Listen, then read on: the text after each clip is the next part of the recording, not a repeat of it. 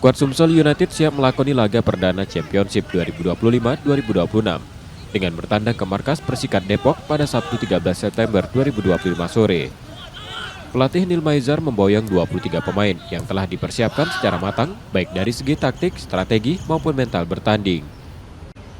Kita tim bagus, tim yang anak muda, kombinasi anak muda yang senior juga pemain asing juga bagus ya. Kita harus hati-hati karena semua tim akan berjuang untuk bisa menang. Jadi kita awas, tidak bisa kita menganggap kita lebih hebat dan juga kita menganggap kita lebih jelek, nggak boleh.